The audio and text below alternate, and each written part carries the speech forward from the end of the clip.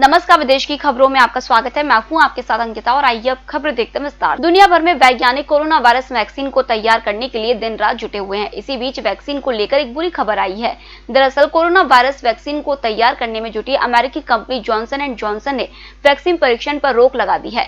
Company ने कहा है कि परीक्षण में शामिल एक प्रतिभागी को किसी तरह की बीमारी हो गई है, जिसे देखते हुए अस्थायी रूप से परीक्षण पर रोक लगाई गई है। न्यू जर्सी स्थित इस कंपनी के प्रवक्ता जैक सार्जेंट ने स्वास्थ्य देखभाल समाचार प्रदाता स्टैट द्वारा जारी की गई रिपोर्ट की पुष्टि की गई, जिसमें कहा गया कि जॉनसन एंड जॉनसन ने परीक्षण पर रोक लगा दी है। उत्तर कोरिया के नेता किम जोंग उन ने पहली बार अपने देश के लोगों से माफी मांगी है। गार्जियन की रिपोर्ट के अनुसार उन्होंने महामारी के समय लोगों के साथ खड़े न हो पाने की वजह से माफी मांगी। अपनी पार्टी के 75वें स्थापना दिवस पर आयोजित कार्यक्रम में भावुक किम ने इस बात को स्वीकार किया कि वह उस विश्वास पर खरे नहीं उतरे हैं जो उत्तर कोरियाई लोगों को उन पर है और इसके लिए वह क्षमा चाहते हैं। रिपोर्ट के अनुसार किम ने भाषण के दौरान अपना चश्मा उतारा और आंसू पोंछे। अपने पूर्वजों द्वारा किए गए महान कार्यों की विरासत का जिक्र करते हुए किम ने कहा, यद्यपि मुझे इस देश का नेतृत्व करने की महत्वपूर्ण जिम्मेदारी सौंपी गई है, जो किम टू सुंग और किम जोंग इल के कारण है। कोरोना पॉजिटिव पाए जाने के बाद 2 सप्ताह से भी कम समय बाद अमेरिकी राष्ट्रपति डोनाल्ड ट्रंप ने फिर से चुनावी प्रचार अभियान की कमान संभाल ली है।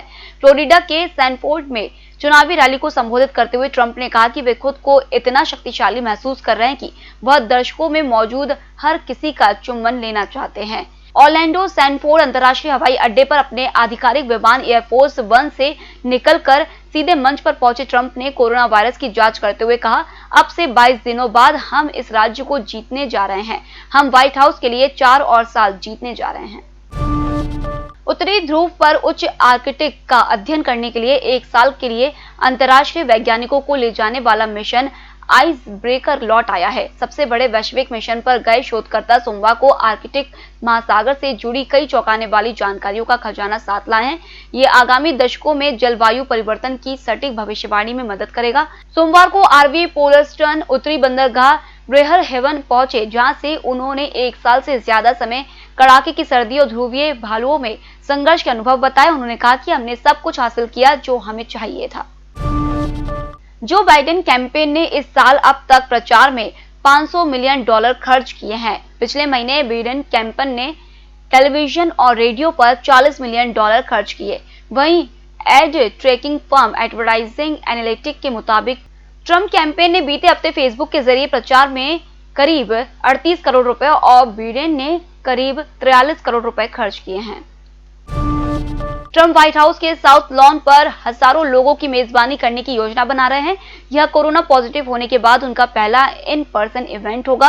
वह दिखाने के लिए बेचैन है कि जब उनके सेहत की बात हो तो चिंता करने की कोई वजह नहीं है। वे बताना चाहते हैं कि चाहे मेडिकल वजह ही क्यों ना हो, उन्हें नहीं रोका जा सकता। डिबेट कमीशन ने सुरक्षा को ध्यान में रखते हुए 15 अक्टूबर को वर्चुअल डिबेट कराने का फैसला किया था। हालांकि ट्रंप के इसमें शामिल होने से इनकार करने के बाद अब यह कैंसिल कर दिया गया है। रिसर्च टीम ने ऐसी चिड़िया खोजी है जो आधी नर और आधी मादा है। इसका नाम रोज ब्रेडेड ग्रेस बिक्स है।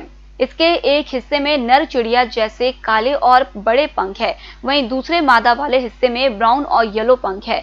इसके चेस्ट पर कोई स्पॉट नहीं है। यह मादा चिड़िया का लक्षण है। इसे खोजने वाले पेनिसिल्वेनिया के पाउडर मिल नेचुरल रिजर्व के रिसर्चर्स का कहना है कि जब चिड़िया नर और मादा दोनों होती है तो इसे ग्राइडोमॉर्फिज्म कहते हैं। रिसर्चर्स के मुताबिक ऐसी चिड़ियों का जन्म तब होता है जब नर के 2 स्पर्म मादा के ऐसे अंडे से मिलते हैं जिसमें 2 न्यूक्लियस होते हैं। साउथ चाइना सी में चीन की दादागिरी के खिलाफ इसके पड़ोसी देशों ने बोलना शुरू कर दिया है। जापान ने रविवार को सेनकाकू आइलैंड के पास अपनी सीमा में घुस आए चीन के 2 जहाजों को तुरंत वापस लौटाने की चेतावनी दी, जिसके बाद वे वापस अपनी सीमा में लौट आए। NHK वर्ल्ड की रिपोर्ट के मुताबिक चीन के गश्ती करने वाले 3 जहाज जापान की एक मछली पकड़ने वाली नाव का पीछा कर रहे थे। इनमें से 2 जापान की समुद्री सीमा में घुस आए। ये जहाज सुबह से शाम तक जापान के समुद्री इलाके में रहे, जिसके बाद जापान कोस्ट गार्ड ने उन्हें वापस लौटाने को कहा। अमेरिकी राष्ट्रपति डोनाल्ड ट्रंप कंजर्वेटिव मीडिया का बखूबी इस्तेमाल कर रहे हैं ताकि उनसे मुश्किल सवाल ना पूछा जाए। इसलिए वह अपने पसंद के पत्रकारों का चुनाव कर रहे हैं जो कठिन सवाल पूछ सकते हैं। उन पत्रकारों को दूर रखा जा रहा है क्योंकि मुश्किल सवाल उनकी परेशानियां बढ़ा सकते हैं। वे डिफेंसिव नहीं बल्कि अटैकिंग अप्रोच रखना चाहते हैं, ठीक वैसे ही जैसे उन्होंने पहली प्रेसिडेंशियल डिबेट में किया था। इस कोशिश के जरिए वे उन वोटर्स को कुछ खास मैसेज देना चाहते हैं जो बहकावे में आ सकते हैं। फिलहाल इस बुलेटिन में इतना ही। आप बने रहिए EMS टीवी के साथ। नमस्कार।